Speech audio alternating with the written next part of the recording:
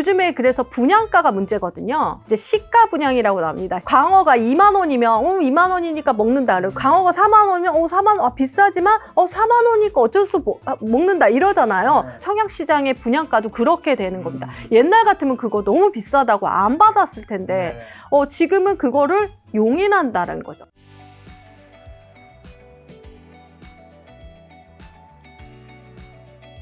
IMF님과 굉장히 오랜만에 이제 저희 김 작가 TV에 출연하셨는데 오늘 할 얘기가 굉장히 많은데 일단 벌써 이제 연말이잖아요. 이제 12월 이제 중순 가까이 다가왔는데 올해 2024년 부동산 경제는 어땠던 것 같으세요? 한마디로 좀 정리 한번부터 해주신다면. 상고하저가 됐죠. 상고하저. 제 부동산 전망할 때 조금 1년치를 하기가 조금 힘들더라고요. 그래서 올해 같은 경우에는 상고하저가 정확한데 이제 그 고가 언제부터 시작이 되냐면 올해 이제 총선 이후로 이제 거래량이 이제 높아지면서 이렇게 되는데 근데 그게 지역마다 조금 다릅니다. 지금 지역 같은 경우에는 서울 위주로 얘기를 하면은 급지를 조금 나누자고 하면 강남권 그다음에 마동성이라고 표현할 수가 있는데요. 강남권이라고 하면은 우리가 지금 투기가요지구, 강남서초, 송파, 용산, 그 다음에 마동성이라고 또 신조어가 나왔는데요. 마포, 동대문, 동작구, 성동구, 그리고 그 이외에 이제 지역들이 있잖아요. 사실 그 마동성까지 오르다가 은평구나 성북구, 노원구로 올라가는 와중에 대출 규제가 잠깐 스탑한 상황이 됐기 때문에 상고하저가 됐습니다. 자, 그러면 이제 상고는 다들 아시니까 하저인 지금이 많은 분들을 궁금해하실 것 같아서 4분기로 한다면 10월, 11월, 12월 지금 넘어가고 있는 이 상황에 수도권 부동산 집값 상황은 좀 어떻고 요즘의 사람들의 심리는 어떤가요? 9월달까지 8월달까지 굉장히 뜨거웠고 9월달부터 약간 애매한 기분이 10월달부터 뭔가 좀 꺾인 느낌이에요. 10월달부터 꺾였다는 건 누구나 알다시피 대출 규제인데요. 순서가 되게 중요합니다. 뭐냐면 은행에서 장사를 다 한 거예요. 그러니까 상반기에 장사를 다 한 거죠. 그래서 사실 은행에서도 무리하게 대출을 많이 하는 거를 조금 두려워했고 그때 약간 규제가 조금 자기 자체적으로 나오다가 그 이복현 금감원장이 이제 어떤 대출 규제에 대해서 얘기를 했고 그거에 대해서 여파로 해서 점점점 대출 규제가 하루도 몰다 않게 은행에서 계속 나오게 됐죠. 그러다 보니까 뭐 전세라든지 매매 그 시장까지 또 규제가 생겼고 그 다음에 또 하나 DSR이 연기됐던 게 다시 발현되고 그러다 보니까 아마 그렇게 됐는데 사실 대출을 계속 내면서 이제 집을 샀던 이유는 기조에 깔린 게 금리가 떨어질 거라는 게 좀 모든 사람이 그렇게 생각하고 있었고 실제적으로 이번에 떨어졌고 그래서 그 기대감에 이제 집을 사기도 했었는데 어떤 주춤하는 것들이 대출의 여파가 되게 심했다라고 볼 수가 있습니다. 그럼 대출 안 여쭤볼 수 없는데 서울에 있는 대부분 주택 유형에서 매매 전월세 거래량 하락세 이제 기록하고 있죠. 그게 이제 9월 스트레스 DSR 2단계 규제인 대출 규제 여파로 시장의 관망세가 이제 길어지는 전망인데 이런 대출 규제로 인한 것들 대출 규제는 계속 이어지는 건지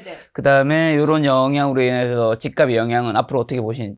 이번에 이제 대출 규제 중에서 숨어 있는 게 또 하나가 있는데, 우리나라 당군 일의 최대 규모인 올림픽파크 포레온이 11월 말부터 입주를 하잖아요. 그게 이제 잔금 대출이 이뤄지고 전세자금 대출은 정말 어마어마한 대출량이 증가가 되거든요. 그러면 가계부채가 일시적으로 상향되는 모습을 보이게 됩니다. 그래서 선제적인 대응을 했다. 그 국가에서도 선제적인 대응을 했다라고 생각이 들거든요. 근데 그게 이제 내년에 잔금이 끝나면서 대출에 대한 규제가 풀릴 거라고 예상이 되는데요. 그리고 또 대출 규제는 원래 연초에 조금 풀리게 됩니다.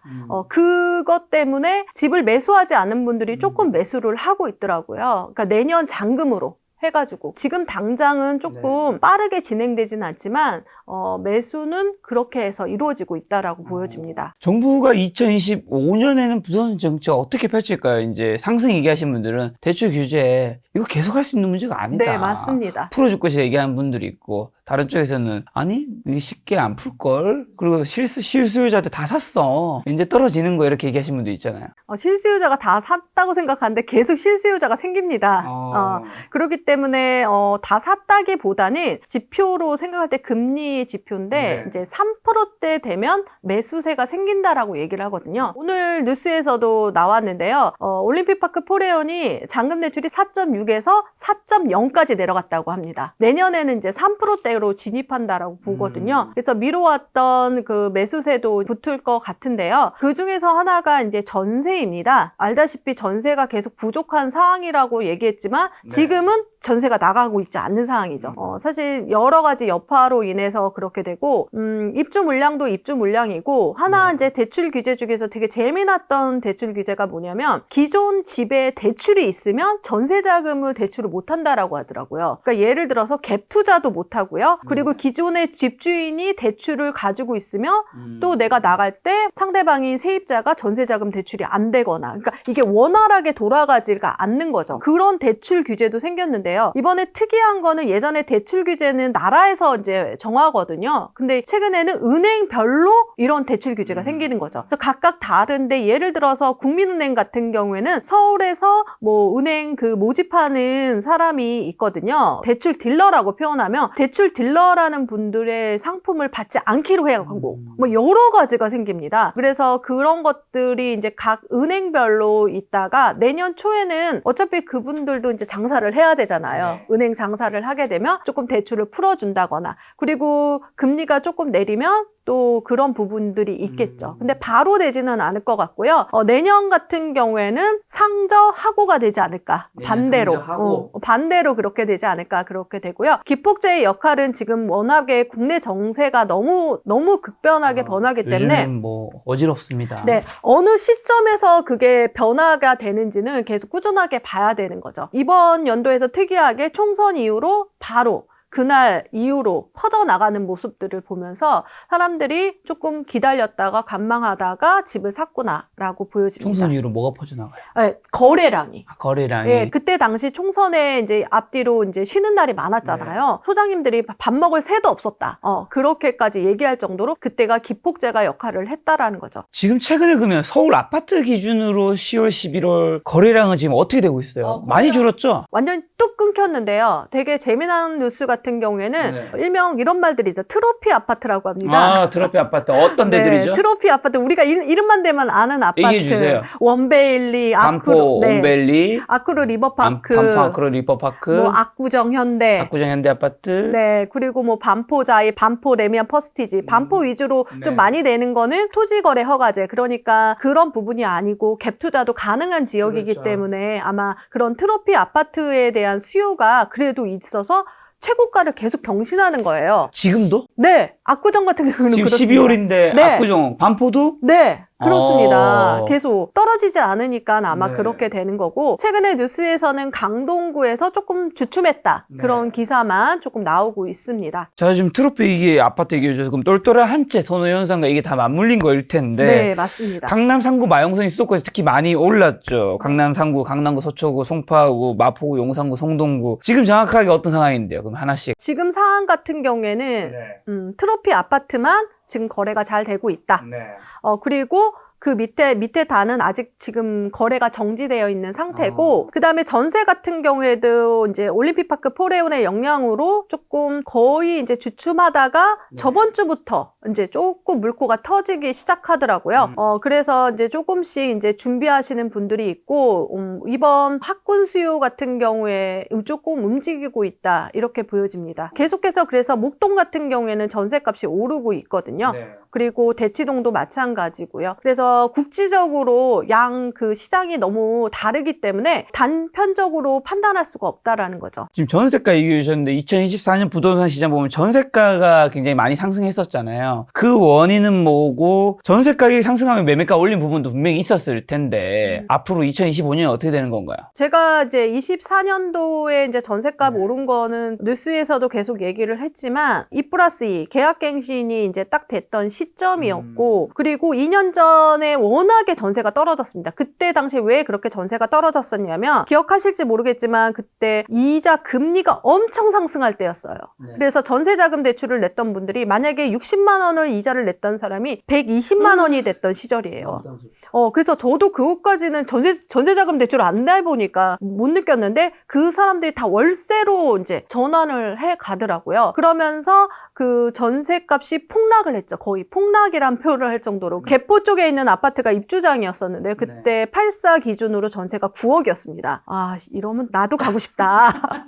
진짜 그때가 정말 바닥이었는데 딱 2년이 된 시점인 거예요, 지금. 그래서 이제 전세값이 상승해 보이는 건데 현장에서는 지금 전세가 안 나가는 현상이 또 벌어지거든요. 이거는 이제 단군일의 최대 규모 때문에 일시적으로 벌어지는 현상이라고 생각이 듭니다. 자, 아까 그리고 또 금리 3% 정도 되면 거래량 다시 늘어날 거라는 코멘트 해주셨습니다. 그 이유 중 하나가 이제 한국은행에서 이제 금리 인하를 시작했기 때문일 텐데, 요거 부동산 시장에 어떤 영향이 있고, 당연히 금리 인하의 그 속도나 크기에 따라 집값의 영향이 지금 앞으로 2025년에는 크겠죠? 예전에 같은 경우에는 부동산 투자자들이 하는 말 중에 금리는 상관이 없다. 저도 그렇게 상관이 없다라고 생각했는데 왜 이게 바뀌었냐 그러면 매가 자체가 높은 거죠. 예전에 5억대 아파트가 10억이 되는 거죠.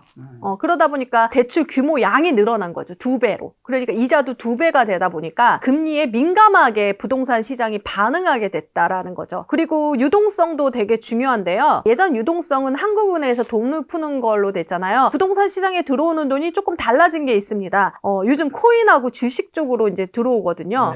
그래서 주식이 오르면 이제 집을 사는 경우도 있는데 최근에 주식이 좀 안 좋다 보니까 그런 영향도 있었는데 또 반대편에 이제 트로피 아파트나 고가 주택 같은 경우는 코인 부자들이 제가 그렇게 매수를 하고 있다고 어깨에 합니다. 들었던 얘기로는 네. 어떤 뭐 이제 빌딩 거래 중개하는 분에게 코인 부자가 1,000억을 들고 왔다고. 실제 들고 온 건 아니고 이제 코인으로 1,000억을 내가 벌었는데. 그래서 저는 이제 제가 이번에 3개월 만에 초시동차로 공인중개사를 합격했는데요. 만약에 중개를 한다면 코인 부자에게 코인을 받아야 되지 않을까. 그렇게 생각이 듭니다. 법인으로는 코인을 못 받아요. 그런데 개업 공인중개사는 코인으로 받으면 좋지 않을까 싶습니다. IMP 님도 코인 부자들 아무리 부동산 컨설팅을 하든 뭐 하다 보면 봤습니다. 볼 일 있을 텐데 누군지 모르니까 어차피 어느 정도 부자를 만나봤고 어떤 느낌이 드세요? 최근에 이제 사석에서 진짜 1,000억, 2,000억, 자기 계산 안 해봤다라고 하는 코인 부자를 만났는데 정말 해맑고 몇 살인데요? 20대였습니다. 그래서 그분을 보면서 현타 세게 왔겠네요. 세게 왔어요. 이 기분이구나. 나 왜 뭐 하고 있었나 그런 생각이 들더라고요. 그런데 역사는 돌고 흐르기 때문에 부동산도 마찬가지인 것 같습니다. 코인도 계속 그렇게 해서 변화가 될 것 같고요. 그런 유동성이 이제 다른 유동성이 들어왔다라는 거죠. 그렇게 해서 이제 초양극화 시대. 그래서 2025년 같은 키워드는 저는 초양극화 시대가 더 벌어지지 않을까 그런 생각이 듭니다. 제가 아는 이제 부동산 전문가 한 분이 이런 얘기 하더라고요. 이 코인으로 돈을 벌면 뭘 할 거냐 이거예요. 그렇죠. 코인으로 돈 번 사람이 주식으로 가지 않는다. 왜냐하면 코인이 변동성과 이 수익률이 높은 사람은 훨씬 크기 때문에 주식을 가면 재미가 없고, 근데 코인으로 돈을 버는 사람이 나이가 좀 젊은 사람이 많은데 코인으로 버는 사람은 우리가 되게 부러워도 하면서도 사실은 좀 높게 평가하지 않는 그런 부분이 있단 말이에요. 뭔가 이게 사업으로 돈을 벌었다기보다 어쨌든 뭔가 어쨌든 뭐 실제 그렇지 않을 수 있지만 우리가 대부분 생각하는 거는 뭔가 대단한 노력을 통해서 돈을 그만큼 번 거라고 생각하지 않다 보니까 코인으로 번 건 잘 안 보이잖아요. 맞아. 그러니까 잘 보이는 엄청난 비싼 아파트라든가 고가 빌딩을 사는 수요로 올 거라고 하는데 일리가 있는 의견인가요? 네, 일리가 있습니다. 또 하나 이제 유동성으로 들어올 수 있는 게 토지 보상이거든요. 예를 들어서 3기 신도시 최근에 발표했던 그린벨트 해제했잖아요. 또 이 돈이 또 부동산에 들어오는데 그분들이 만약에 토지 보상을 받으면 또 부동산을 사더라고요. 그렇기 때문에 여러 가지 이제 부동산에 들어오는 유동성을 또 체크를 해봐야 되는 거죠. 그리고 그 유동성에서 주택 공급 88 방안 후속조치 국토교통부에서 좀 시간이 좀 지났죠. 서울 2만 호 포함 수도권 신규 택지 5만 호 발표했는데 요거 그만큼 공급을 늘리겠다는 내용이니까 시장을 조금 잠재우겠다라는 의미일 것 같은데 부동산 시장에 어떤 영향이 있을까요? 하나도 없습니다. 어떤 의미죠? 아니 5만 호면 서울 2만 호면 굉장히 큰 건데. 이게 먼 미래라고 이제 사람들이 다 알고 있고요. 저 같은 경우는 옛날에 공급 같은 경우는 다 정리를 했습니다. 10년치 정리하는데 그 10년 전에 있었던 것들이 몇 개 정도 10년 뒤에 공급이 되더라고요. 그래서 당장은 아무런 영향이 없다라는 나중에 거죠. 영향은 있지만 지금 영향이 지금은 있기에는 영향이 없습니다. 한참 뒤 일이다. 그런데 여기서 이제 강남권에 이제 푼 거는 되게 고무적이고요. 그 예로는 이명박 보금자리 할 때 내곡 세곡 지구 할 때 모든 사람들이 거기를 가기 위해서 기다렸다라는 거죠. 청약을 기다렸는데 실제적으로 되게 빨리 진행을 했어요. 그렇게 빨리 진행하는 거는 사실 거의 이제 그 전에 노태우 정권 때 1기 신도시 이후로는 진짜 처음이거든요. 그런데 이번에 이 그린벨트로 지정된 그곳이 이제 빨리 진행된다면 또 이제 청약으로 이제 수요가 들어올 수도 있는데 거기서 문제점이 하나가 있습니다. 그 몇만 호 하지만 그 반 정도는 뭐 전세 시프트라든지 임대로 공급하겠다라는 거예요. 그렇기 때문에 뭐 우선 내가 소유권을 갖는 청약은 아니라는 사실인 거죠. 그래서 사람들이 그거에 대해서 예전 같은 경우는 환호하고 기다리고 그런 기다림의 수요가 생길 텐데 그게 조금 학습 효과가 생겼는지 사람들의 반응이 뜨뜻미지근했다. 이렇게 보여집니다. 자, 서울 같은 경우 2026년, 7년에 공급이 부족해 집값이 오른다고 하는 분들이 있는데 어떻게 보시는지 실제로 인허가 물량은 별로 없는 것 같긴 하고요. 또 어떤 하락 얘기하시는 분들은 물량 그렇게 적은 거 아니다.